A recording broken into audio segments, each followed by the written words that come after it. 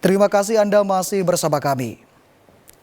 Saudara, sebuah minibus menabrak pembatas jalan dan tiang lampu penerangan jalan di jalur Pantura, Kecamatan Sukoda di Lamongan.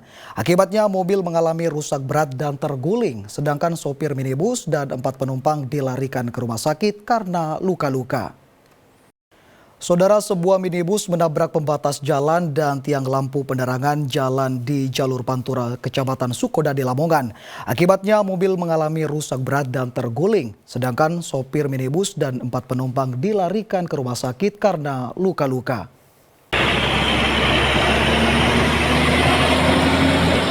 Kecelakaan tunggal terjadi di jalur poros Pantura, tepatnya di Desa Kecamatan Sukoda di Kabupaten Lamongan pada Minggu pagi. Akibatnya, mobil mengalami rusak berat dan terguling. 5 penumpang mobil termasuk sopir minibus menderita luka-luka. Para korban kemudian dilarikan ke Rumah Sakit Muhammadiyah Lamongan untuk mendapat pemeriksaan. Kecelakaan bermula saat minibus yang dikemudikan oleh Asbabudin, warga Tempel, Sukorejo, Surabaya, membawa 4 penumpang melaju dari arah barat ke kota Lamongan. Namun sampai di lokasi kejadian, tiba-tiba minibus oleng ke kanan dan menabrak pembatas jalan. Mobil baru berhenti setelah menabrak tiang lampu penerangan jalan. Polisi masih menyelidiki penyebab mobil mengalami oleng ini. Kronologis kejadian ini tadi gimana, Dan? Awalnya dari arah barat, jadi masyarakat yang tahu tiba-tiba kendaraan tersebut langsung oleng ke kanan, nabrak trotoar, kena lampu PJU dan terguling. Nabrak PJU ini, Dan? Nabrak PJU dan satu laboratorium. Petugas dibantu warga kemudian berupaya mengevakuasi mobil yang masih berada di badan jalan dan dalam kondisi terbalik. Sapari Ranwijaya melaporkan dari Lamongan. Sementara itu, saudara, sebuah minibus menabrak truk saat menyalip dari arah lajur sebelah kiri Jalan Tol Ngawi. Akibatnya 4 orang terluka dan dilarikan ke rumah sakit. Kecelakaan terjadi di Jalan Tol Ngawi, tepatnya di kilometer 576 Desa Kebon, Kecamatan Paron, Ngawi, Sabtu pagi. Akibatnya minibus ringsek di bagian depan. 4 orang penumpang termasuk pengemudinya terluka. Para korban langsung dibawa ke Rumah Sakit Umum Daerah Widodo Ngawi. Kecelakaan terjadi ketika minibus yang dikemudikan Putu Laksana, warga Bekasi dengan 3 penumpang melaju kencang dari arah Ngawi menuju Kertosono. Di lokasi kejadian berusaha mendahului truk box dari sisi kiri. Naas saat bersamaan di depan melaju pelan truk pengangkut batu alam yang dikemudikan Joko Yuswanto, warga Gunung Kidul, Jawa Tengah. Karena jarak sudah dekat, minibus akhirnya menabrak bagian belakang sebelah kanan. Sebenarnya jalur kanan itu masih longgar. Orang saya masih baru keluar dari rest area. Tahu-tahu langsung dihantam gitu. Tahu-tahu dihantam. Menurut keterangan teriosnya katanya mau nyalip box itu. Ternyata di kiri ada truk baru keluar dari Truk bapak ini. Iya. Kalau seandainya nabrak saya di tengah, mungkin tabraknya juga di tengah. Kasus kecelakaan ini masih ditangani unit Gakum Satlantas Polres Ngawi. Dirgo Suyono melaporkan dari Ngawi. Saudara, suasana duka dan haru menyambut kedatangan jenazah Aibtu Hidayat Suratnoharto di rumah orang tuanya di Magetan. Korban meninggal dunia akibat diserang kelompok orang tidak dikenal atau OTK saat terjadi kerusuhan di Papua Rabu 11 Desember 2024 lalu. Sambil terus mendekap foto suaminya, Tuti Aryaswati, dan kedua anaknya menangis saat tiba di rumah mertuanya. Sukarti, 74 tahun, di Desa Madigondo, Kecamatan Takeran. Sambil menyalami para pelayat, wanita 42 tahun ini juga memintakan maaf suaminya. Setiba dari Papua, jenazah Aibtu Hidayat Suratnoharto, usia 46 tahun, yang pangkatnya dinaikkan 1 tingkat menjadi Ibda Anumerta, anggota Polres Lani Jaya, Papua, disemayamkan di rumah duka. Usai disalatkan, jenazah langsung dimakamkan di pemakaman umum desa setempat. Berita pertama, kita dapat telepon dari istrinya yang kebetulan berada di Jogja, mungkin anaknya kuliah itu. Suaminya katanya kena tembak gerakan KKB. Kemudian dari situ, dari Jogja, istrinya langsung berangkat ke Jayapura. Habis itu karena sudah posisinya sudah dirujuk di Rumah Sakit Jayapura, belum ada penanganan. Akhirnya setelah dilakukan scan, ternyata ada proyektil di otak kecilnya. Itu konfirmasi dari Polda Papua aja. Ada satgasnya sendiri sana kan.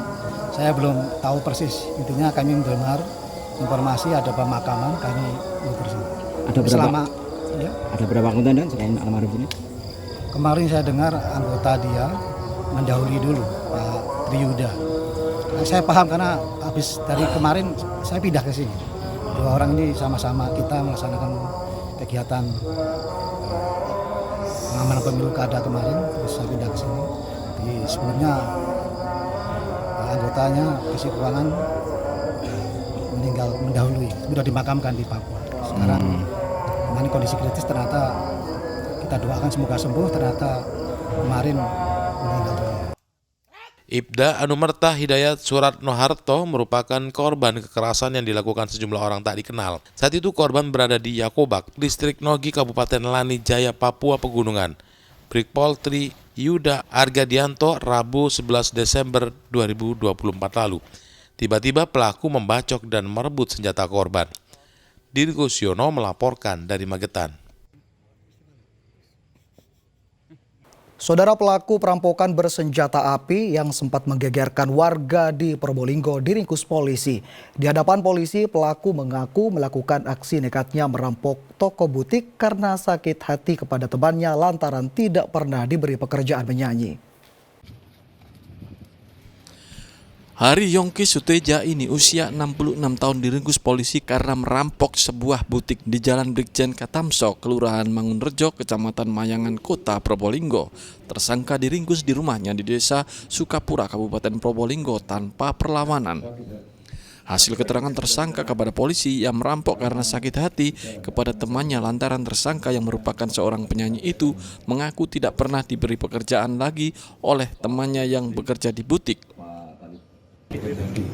Ya? Sakit hati karena apa? Karena sudah tidak menganggap saya, maksudnya tak rekan. Terus untuk uangnya yang diambil dari tempat butik tersebut digunakan untuk apa? Saya bukan di tempat itu, tidak saya bawa, karena saya kan tidak mengharapkan uang. Yang artinya pada saat lari uangnya terjatuh di depan butik. Memang saya dilempar. Menurut AKP Didi Rianto, Kasat Reskrim Polres Probolinggo, senjata yang digunakan tersangka merampok adalah korek api yang menyerupai senjata api. Polisi menjerat tersangka dengan pasal 365 KUHP tentang pencurian dengan kekerasan ancaman hukuman 9 tahun penjara. Setelah masuk, langsung dia mengeluarkan benda, yaitu berupa korek api yang menyerupai senjata api jenis pistol. Dia melakukan suatu ancaman kepada pegawainya agar tidak berteriak, agar menuruti ataupun mengikuti kemauannya, kemudian menyuruh karyawan tersebut untuk memanggil pemilik butik.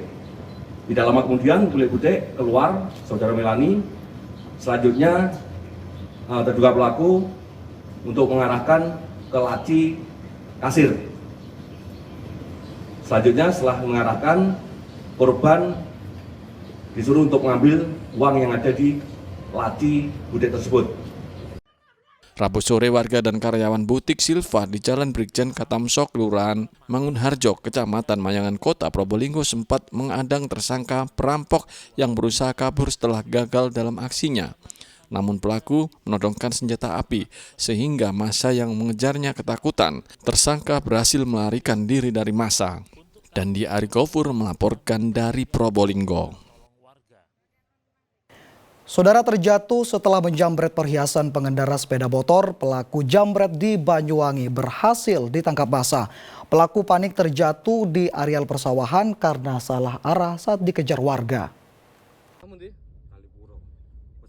Adi Warsito, pelaku jambret asal desa Besucen, Kecamatan Kalipuro, Banyuwangi, menjadi bulan-bulanan masa usai merampok perhiasan emas milik ibu-ibu.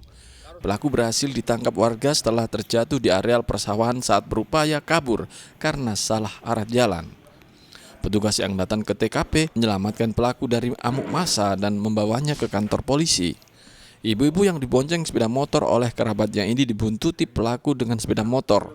Saat melintas di jalur sepi, pelaku langsung memepet kendaraan korban dan menarik kalung emas seberat 20 gram. Pelaku berteriak hingga mengundang perhatian warga dan dikejar massa. Saat korban berboncengan dengan ibunya, boncengan dengan maksud terapi di Tumurjo.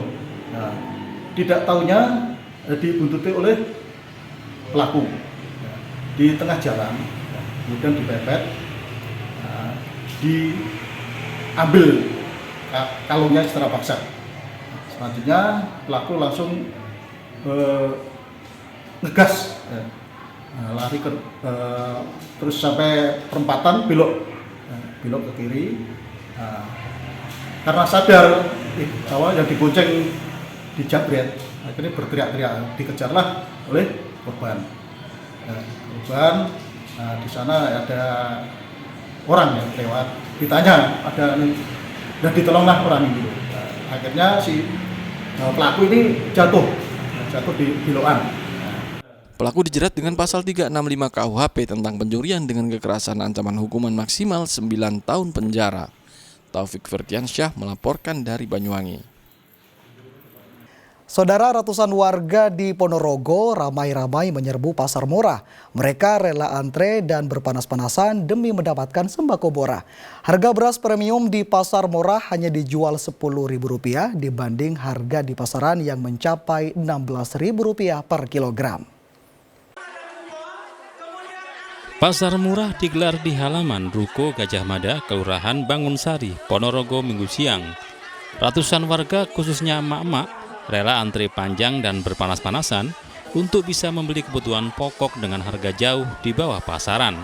Harga beras premium di pasaran yang dijual Rp16.000 per kilogram, di pasar murah ini hanya dijual Rp10.000 per kilogram.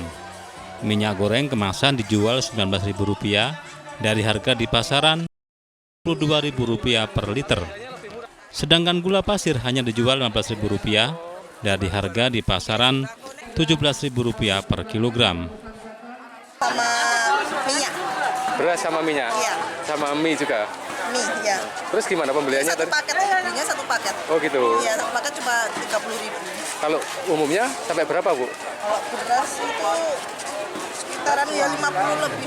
Itu enggak dengan adanya pasar murah? Alhamdulillah terbantu sekali. Oh gitu, selisihnya memang banyak dibanding pasar? Iya. Terus tadi ngantrinya lama enggak, Bu? Ya enggak. Enggak. Kegiatan ini untuk membantu warga dan mendukung pemerintah menekan harga kebutuhan pokok jelang Natal dan Tahun Baru. Masyarakat yang berkembang sekarang lagi naik-naiknya. Nah, kita berusaha untuk membantu sebisa kita bagaimana melayani para masyarakat yang menengah ke bawah untuk bisa menikmati harga-harga pokok yang lebih rendah.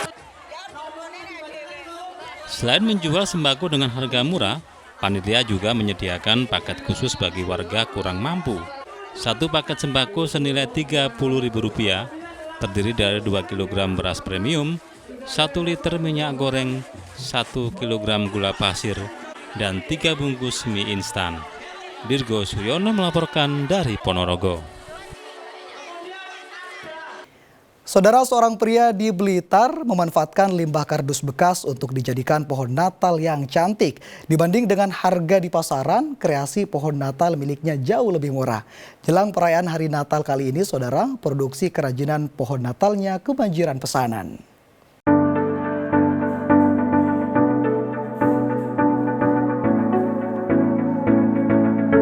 Siapa sangka pohon Natal yang cantik ini ternyata dibuat dari bahan bekas.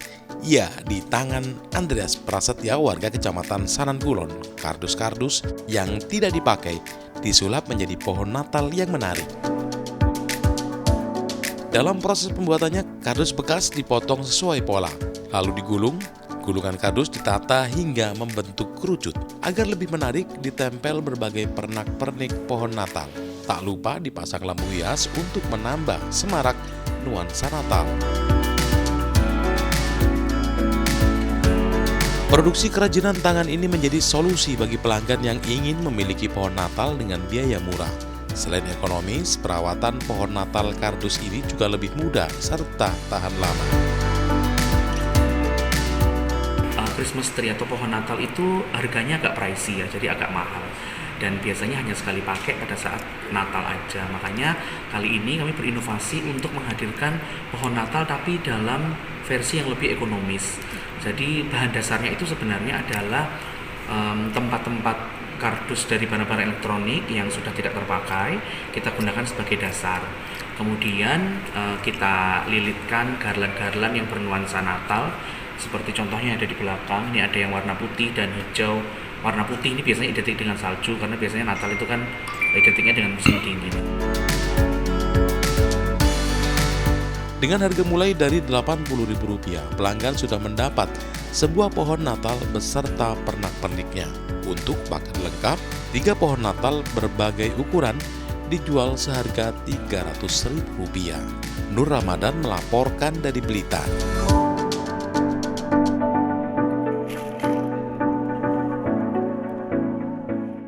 Saudara, informasi tadi sekaligus mengakhiri kebersamaan kita di Liputan 6 Daerah Jawa Timur hari ini. Atas nama seluruh kru yang bertugas, saya Imam Fawaid mengucapkan terima kasih atas perhatian Anda, selamat beraktivitas dan salam ICTV.